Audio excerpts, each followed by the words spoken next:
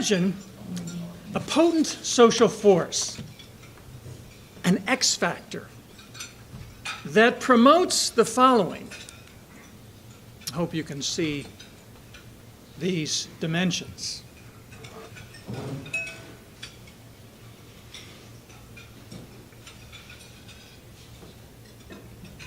Yes, in fact, a potent X factor that actually promotes political stability, democracy, civil liberties, citizen loyalty, economic opportunity, gender empowerment, tolerance, and international peace. And in fact, that factor is religious freedom. So how do we know that, in fact, religious freedom is linked with all of these social benefits? How do we know?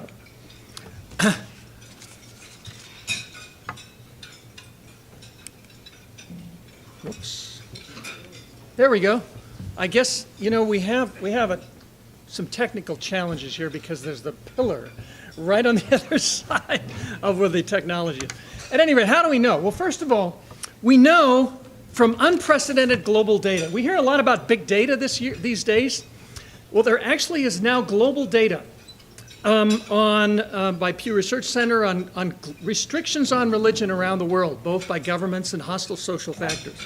We have freedom scores, we have world terrorism databases, we have civil liberties scores, so we have actually global data on both restrictions and repression of religion and all kinds of other factors.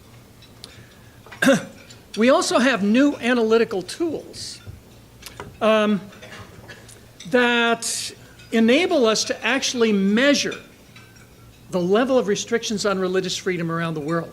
We actually have there's a score that the Pew Research Center puts out for every country on earth of how repressive they are with respect to religion, both by governments and by hostile social actors. And it's interesting because what we do is we actually don't try to measure some indefinable quality of freedom. We actually measure real, hardcore, empirical, documentable restrictions on religion by governments and hostile social actors. And that enables us to quantify and statistically verify the correlation between religious freedom and other social benefits. And we have sophisticated methodologies that scholars are using. But we also have, there we go, I'll get this, global collaboration and research teams. And I want you to notice the universities listed here: Georgetown University, Baylor, Notre Dame, and Oklahoma. Because in fact, through the good offices of President David Boren and Provost Kyle Harper, when I returned from Washington, D.C., after working with the Templeton Foundation, the Pew Research Center, they helped to create the Religious Freedom Project at the University of Oklahoma that I direct. And that's enabled me to work as part of a Georgetown, Notre Dame, Baylor set of teams and research scholars. So Oklahoma is very much a part of global scholarship on religious freedom and its benefits. It's a very exciting development. I enlist students, graduate students, undergraduates as research assistants who help to pull that together. And I'm working now on a book that will synthesize this scholarship. So, religious freedom matters because religion matters. What do I mean by that? In other words, why does religious freedom matter especially now? Why does it matter especially now? Well, for one reason, the world, believe it or not, is becoming more religious and will become so demographically in the future. Notice this table. At the height of sort of the communist era and secularization in Europe, about almost 20% of the world's population were unaffiliated. That's gone down and will go down further. And by 2015, it'll be supposedly, according to Pew, 13%. But because they undercut the growth of religion in China, especially Christianity, it'll probably be 10%. Only 10% of the world's population will be non-religious. So the world's becoming more religious over time. But also, global religious movements are becoming more powerful, more political, more transnational, for good or ill. So religion is becoming a more powerful force around the world. And finally, what we know, and comes right out of Catholic social teaching, is that central to human anthropology is the spiritual quest. You know, with the exception of Western Europe and certain elite strata in the United States, most of the world's population are religious and will be so, because there's something innate in our humankind. And religion, in fact, religion anchors identity, meaning, community, purpose, especially for marginalized people, which I'll get to. So religious freedom matters because religion matters. If religion didn't matter, it wouldn't maybe be that important, but it matters. And repression produces the very kinds of instability and strife afflicting the world today. Religious freedom matters also as a universal human right. And I want to share with you the language of the Universal Declaration of Human Rights that was signed by the United Nations in 1948. It sounds very Catholic, if you understand Catholic social teaching. All human beings are born free and equal in dignity and rights.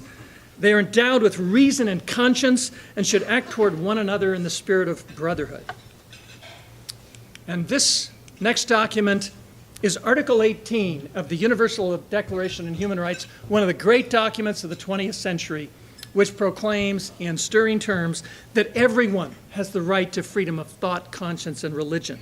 This right includes the freedom to change his religion or belief, and freedom, either alone or in community with others and in public or private, to manifest his religion or belief in teaching, practice, worship, and observance. Religious freedom proclaimed by the UN is both a private matter of conscience, but it's a public matter of community, and so forth. It involves a way of life. So religious freedom matters because it is enshrined in international law as a universal human right. And what are the components? Notice the language of both of those documents.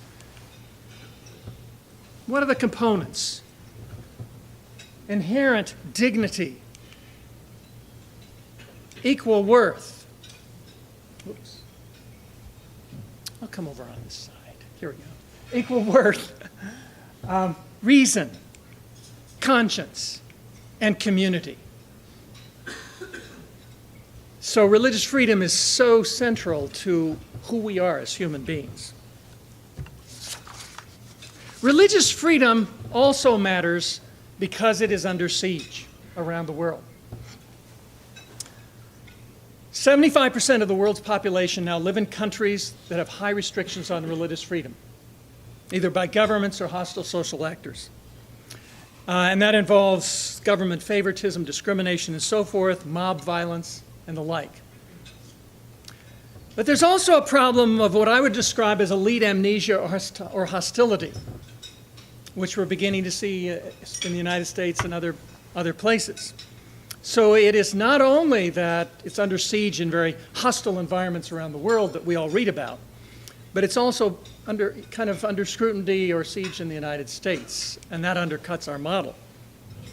And it erodes the ability of the United States to kind of promote that around the world.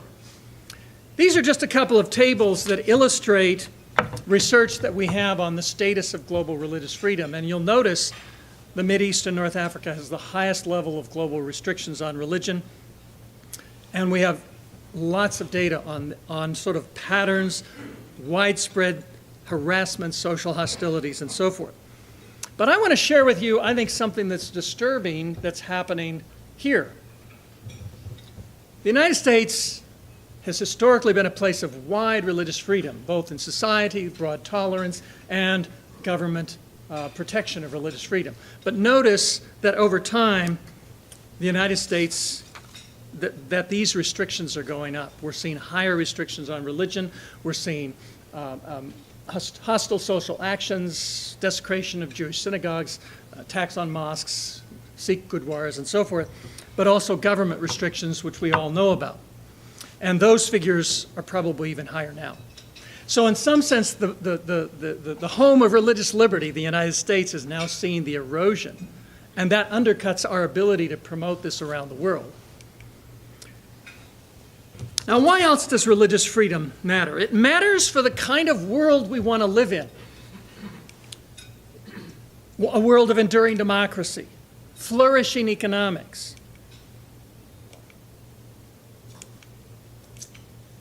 Women's empowerment, I'm going to talk about them more in a minute, and international peace.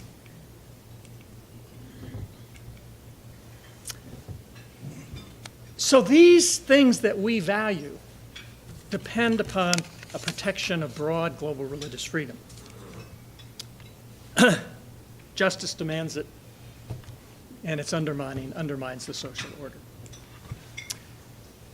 I'm not going to go into this at great length, but this is the kind of research that's now being done because of global data, sophisticated methodologies. These are statistical correlations between societies that have low levels of restrictions on religion and other social benefits. Freedom of the press, civil liberties, gender empowerment, longevity of democracy, economic freedom, lower poverty. In other words, these are powerful correlations between societies that protect religious freedom and other social benefits. Now, religious freedom matters to democracy. That's really obvious. It is the first freedom in the American founding. It's central to the history of democratization, which I'm going to describe in a moment. And it's highly correlated with the success of modern democracies. There we go. Now, to me, one of the most fascinating stories is kind of a natural experiment. Call it a natural Catholic experiment in the 20th century. We don't have many natural experiments where you have a pre-test, an experiment, the introduction of a variable, and then a post-test. Well, the Catholic Church gave us one of those in the 20th century.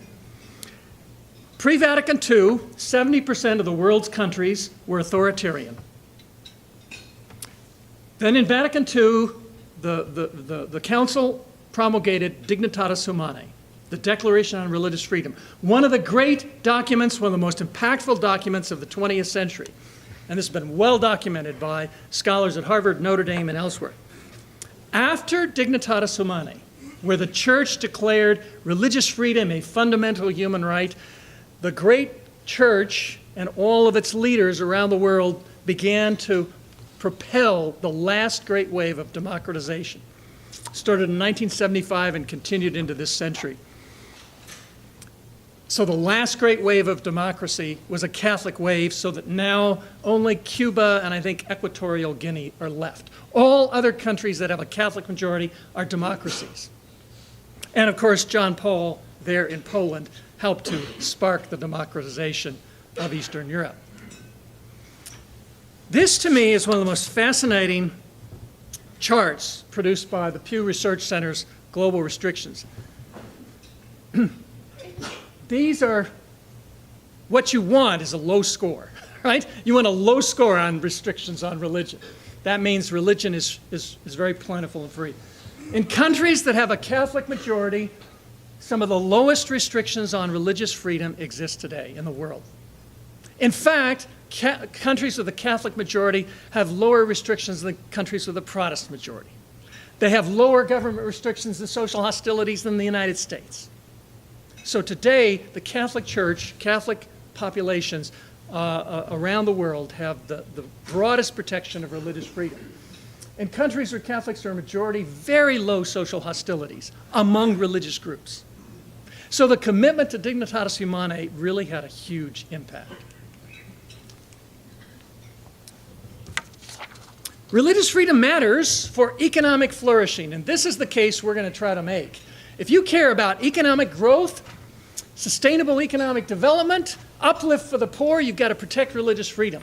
We think that's the kind of language policymakers will listen to, so that's one of the things we're hoping in our project to develop. So let's take a look at this. What predicts GDP growth? Well, these are the common factors, right? This is what we'd expect. Research, very sophisticated econometrics research, shows that in fact, of 25 factors, only 4 are significant. 5-year GDP growth, monetary freedom, and religious restrictions and religious hostilities. In other words, religious freedom is one of the most powerful variables in predicting GDP growth. Isn't that remarkable? And there's some interesting reasons why that might be the case. Now, here's one factor that I think is particularly powerful, because if you know anything about the intellectual environment these days, a lot of people, especially in the progressive community, see religion as reactionary and especially as antithetical to women's empowerment and so forth. But around the world, what we know is that religious freedom is centrally related to gender empowerment or women's empowerment. And why is that? Well, let's talk about this. There actually are strong statistical correlations between religious freedom or societies that have broad protections of religious rights and gender empowerment. Because where societies can actually, governments or societies, repress women and keep them embedded in a very repressive religious environments where they don't have choice and agency, that keeps women under repression and less free to develop. And we know this because religious repression is in fact a major source of marginalization, human trafficking, slavery, especially for women. But we also know, through some fascinating research that my colleague Rebecca Shaw is doing on Dalit or untouchable women in India, that when untouchable women in India actually change their religion, become Christians, especially some Muslims, some Buddhists, when they can exercise religious agency, they are more likely to be successful in micro-enterprise participation, reporting domestic abuse, investing in their children's education, delaying gratification so that they can increase family savings and so forth. So that tangible economic uplift comes from the capacity of women to actually exercise freedom and agency in their faith. And where Islamist societies or Hindu national societies or other societies prevent conversion or prevent choice or repress the options for women, it keeps them embedded in those repressive structures.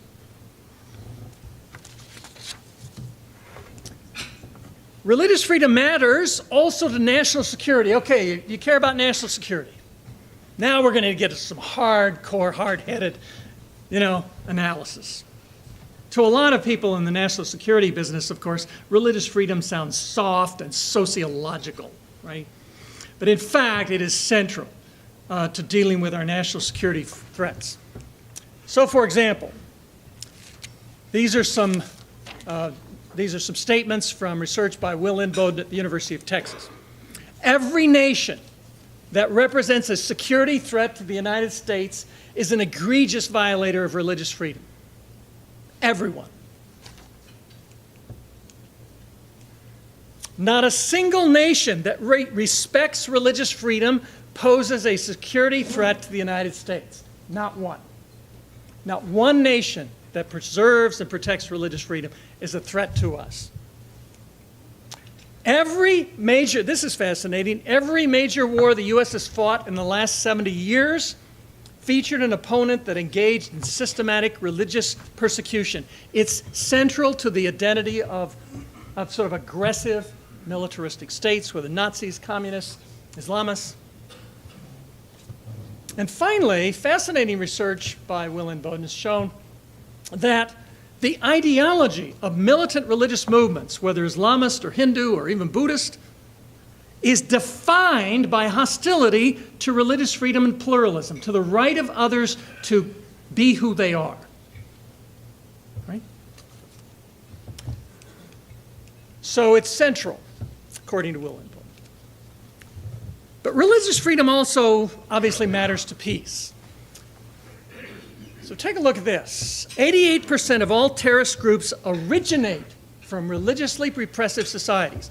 Where you have religious repression, favoritism, it tends to generate the kind of militant theologies that propel militant movements. Very important to kind of the future of Islam in the world. Because those countries where, and there are a number of African countries where is Muslim majority countries, where religious freedom is protected and there's not militancy coming out of those countries. But also, of course, terrorist attacks increase as measurable restrictions on religion increase, from 7% of terrorist attacks in religiously free countries to 24% in intermediate to 66% in religiously repressive countries. No two religiously free states have ever fought on opposite sides of a major war. Never. Now, what I find fascinating, this is research by a scholar at SUNY Binghamton, Nalay Sayed. And he's a very sophisticated scholar, does lots of sophisticated quantitative analysis of big data. He looked at every terrorist incident around the world in the last 30, 40 years, and he came to the conclusion, that there's a kind of religious freedom peace that operates. Now, Immanuel Kant in the 19th century, the great German philosopher, had a short book that he wrote called Perpetual Peace. And he made this democratic peace argument. He basically said republics, meaning societies based upon the consent of the governed, they don't go to war with each other. Germany and France went to war all the time. Britain and France went to war all the time. When they became democracies, they don't go to war with each other anymore.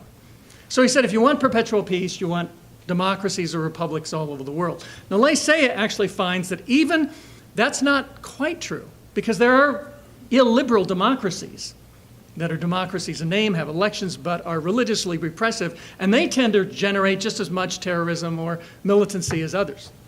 So he actually argues it's not a democratic peace, it's a religious freedom peace.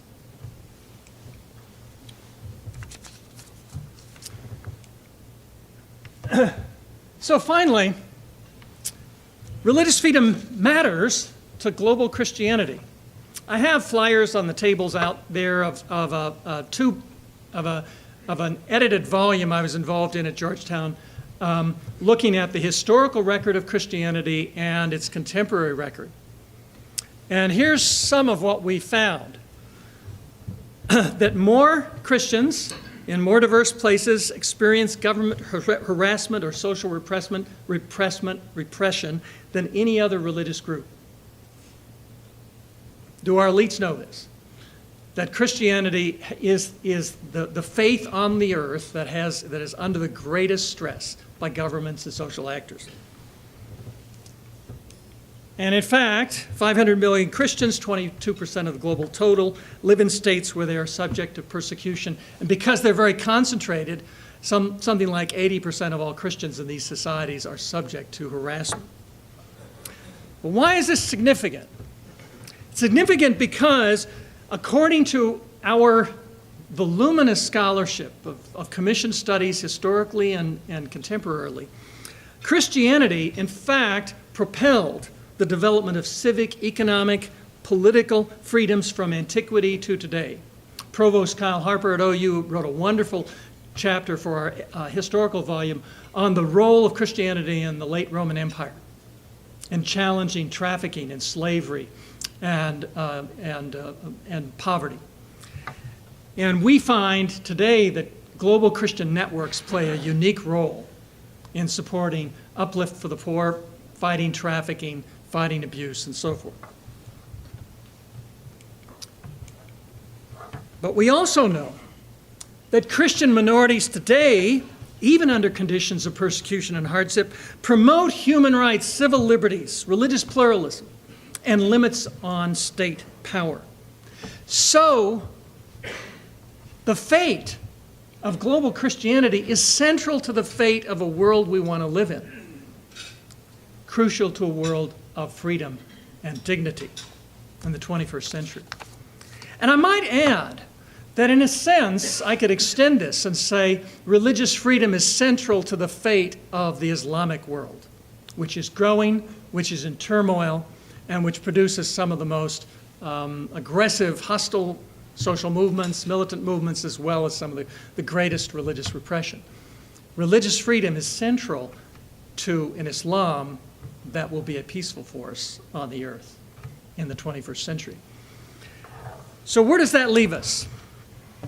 Our summons, it seems to me, given all of this dramatic these dramatic findings suggests that we have to rekindle our commitment to religious freedom in our policies and in our lives. Because this, ironically, at the very time that we have all this global data documenting the value of religious freedom to democracy and human rights and freedom and economic development and women's uplift and so forth, despite that, we have the greatest level of persecution. But ironically, I think that's a positive message, because ultimately it means that we have the recipe for how to address what I consider the crucible of the 21st century: living with our differences in a shrinking world. A commitment to the rights of others to practice their faith as they want, and the ability to practice the faith as we are compelled to, is actually the recipe for addressing the great crucible of the 21st century, living with our differences in a shrinking world. Thank you very much.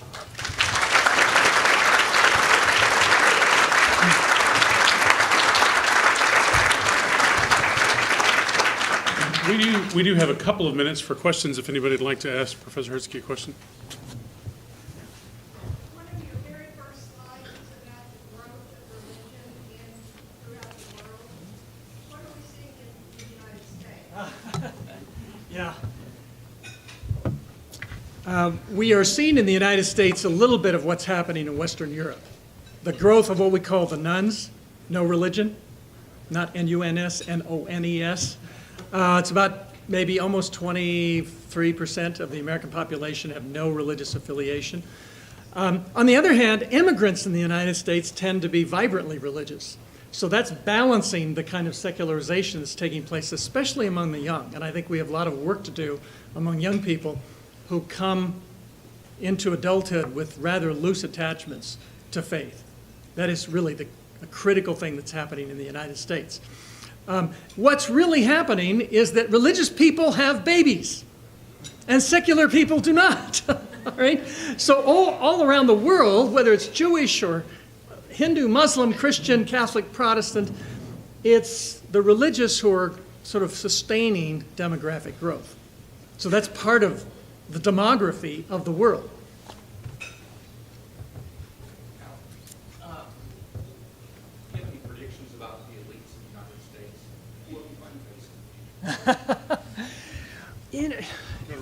The question is, do I have predictions about elites in America? Well, part of our enterprise, Georgetown, Notre Dame, Harvard, Georgetown, Notre Dame, Oklahoma, and Baylor, is to actually make the case to elites. I see my mission, in a sense, as to trying to translate what we know to people who are skeptical. And I can't predict. Elites are becoming, in many ways, more secular, some more even hostile to religion because they don't experience it. But I can't predict. I mean, we are in an unusual age, let's face it, in terms of our political class. But I actually have this sense that ultimately the compelling nature of religious freedom and its inherent, quest can't help but reach those who are willing to listen. Thank you. Okay, thank you.